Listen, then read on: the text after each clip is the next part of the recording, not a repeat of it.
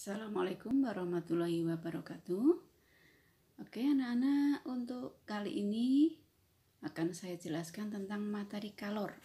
Mungkin bagi kalian yang kemarin belum sempat membuka aplikasi yang sudah saya berikan, atau mungkin yang tidak bisa memasang aplikasinya, bisa disimak di sini. Jadi materi sudah yang kemarin kita terangkan suhu, yaitu sekarang kita masuk ke kalor. Nah, kita mulai dengan pengertian kalor. Apa itu kalor? Jadi ketika energi itu berpindah disebut dengan kalor, atau kalor dapat didefinisikan sebagai energi yang berpindah dari benda yang suhunya tinggi ke benda yang suhunya rendah ketika kedua benda itu bersentuhan. Atau dapat dikatakan kalau kalor adalah sesuatu yang mengalir dari benda panas ke benda yang lebih dingin untuk menyamakan suhunya. Kalor disimbolkan dengan huruf Q besar dan memiliki satuan internasional yaitu joule. Akan tapi sering digunakan juga satuan yang lain yaitu kalori disingkat dengan kal. Berikutnya kita mengenal istilah kalor jenis. Sifat khas yang dimiliki oleh suatu zat yang menunjukkan kemampuan dari suatu zat tadi untuk menyerap kalor, namanya kalor jenis. Atau dapat definisikan kalau kalor jenis adalah kalor yang diperlukan untuk menaikkan suhu 1 kg suatu zat sebesar 1 Kelvin atau 1 derajat Celcius. Nah, zat yang memiliki kalor jenis tinggi, dia akan mampu menyerap kalor lebih banyak untuk menaikkan suhu yang rendah. Air merupakan zat yang paling tinggi kalor jenisnya, yang memiliki kalor jenis sebesar 4200 Joule per kilogram Kelvin atau 1 kal per gram derajat Celcius. Nah, persamaan yang bisa kita gunakan untuk menentukan kalor jenis dapat persamaan kalau Q sama dengan MC delta T, atau C kalor jenis sama dengan Q dibagi M kali delta T. Q itu adalah kalor, M-nya masanya, delta T adalah perubahan suhunya. Nah, berikutnya ada namanya kapasitas kalor, disimbolkan dengan C besar. Kapasitas kalor merupakan banyaknya kalor yang diperlukan untuk menaikkan suhu sebesar 1 derajat Celcius atau 1 derajat Kelvin.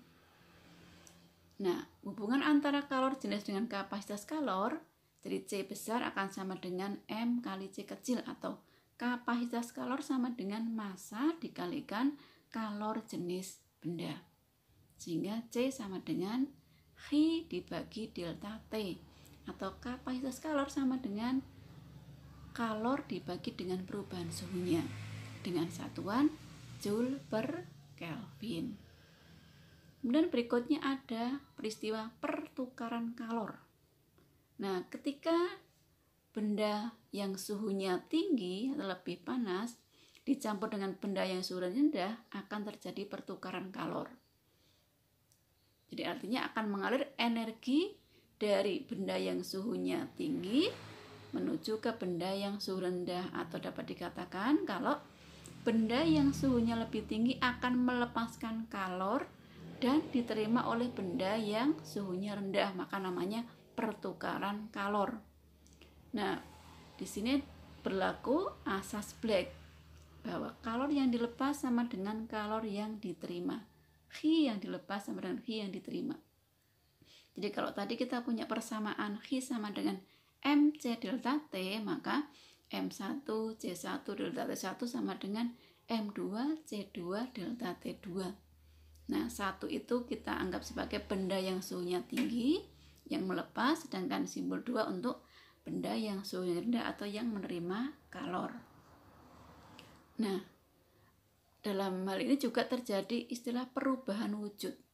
Nah, perubahan wujud sudah kita pelajari dari mulai pendidikan dasar dulu, bahwa ketika benda yang padat dia akan bisa mencair atau berubah wujud menjadi cair, dan cair ketika suhunya naik akan bisa berubah wujud menjadi uap atau menguap. Nah, pada peristiwa perubahan wujud itu akan terjadi kalor yang disebut dengan istilah kalor laten. Jadi pada saat melebur, zat memerlukan kalor meskipun tidak mengalami kenaikan suhu. Jadi pada saat berubah wujud itu, zat atau benda itu tidak mengalami kenaikan suhu. Suhunya tetap. Jadi misalkan benda yang dari padat es itu ya, es yang suhunya 0 derajat, dia akan mencair menjadi air yang juga suhunya sama dengan 0 derajat. Atau misalkan uap air itu kan menguap pada suhu 100 derajat Celcius. Jadi pada saat masih jadi air 100 derajat, dia akan menguap juga uapnya sebesar 100 derajat Celcius. Jadi tidak terjadi kenaikan suhu, tetapi terjadi perubahan wujud.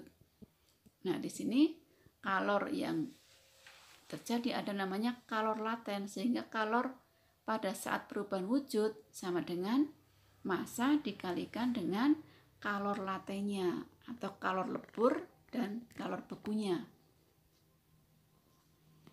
Nah, berikutnya ada perpindahan kalor.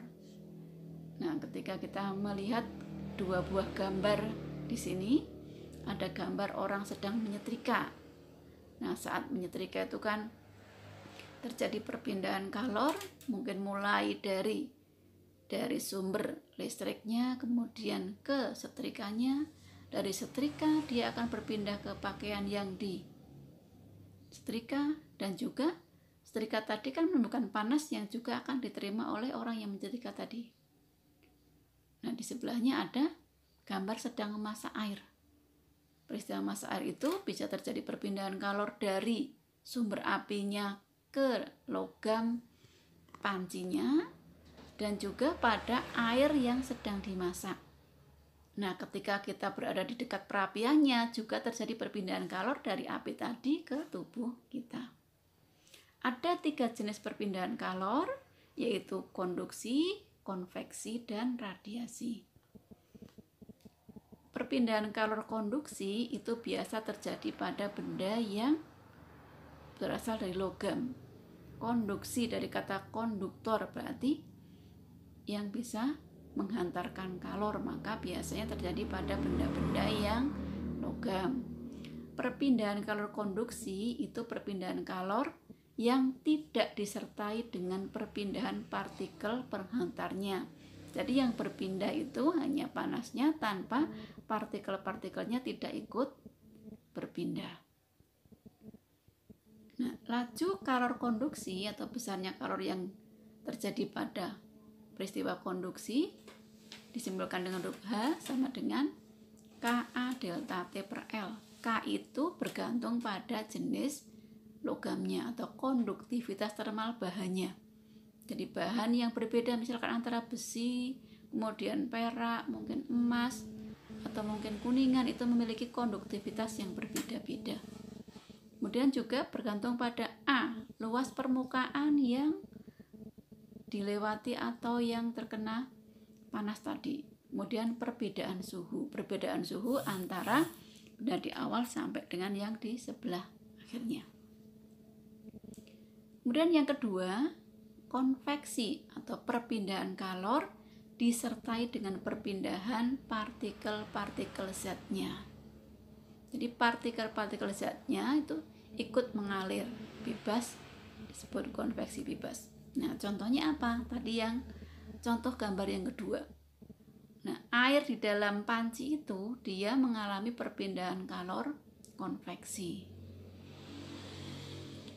Perpindahan kalor konveksi juga bisa terjadi secara buatan atau paksaan, misalnya pada kipas angin, cerobong asap, dan juga ventilasi di rumah-rumah.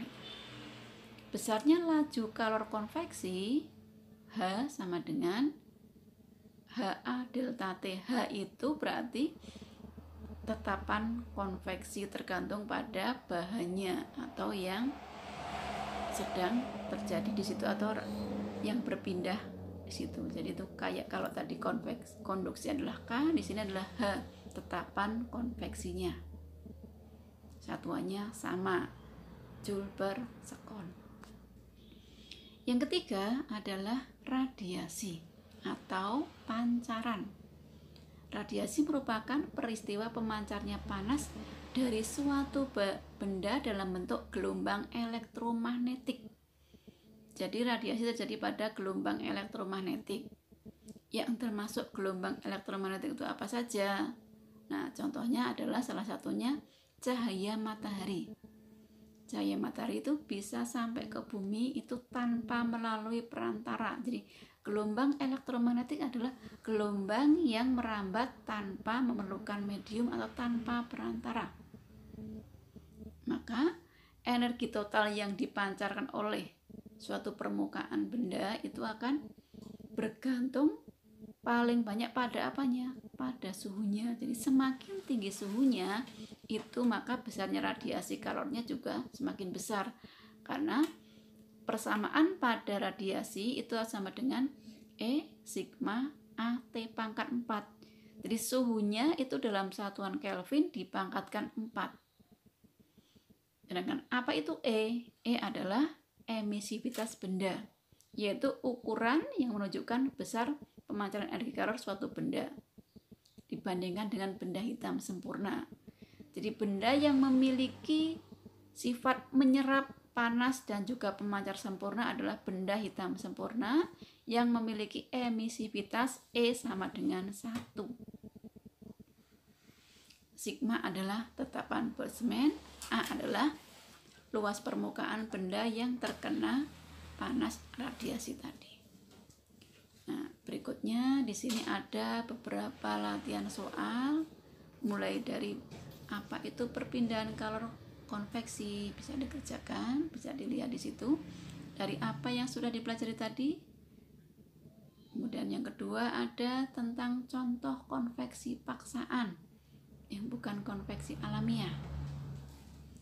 Dan yang ketiga adalah logam dari peristiwa konduksi pada sambungan logam. Jadi pada logam di tempat sambungan akan memiliki konduktivitas yang sama. Kemudian di sini yang keempat adalah soal pada radiasi atau laju kalor radiasi. Dan soal yang terakhir adalah mengenai peristiwa pada saat kenapa ketika di siang hari itu berada di dalam tenda itu terasa sangat panas, apa yang menyebabkan. Nah, di sini berarti kalian harus memahami tadi apa itu konveksi, konduksi atau radiasi kalau peristiwa seperti ini.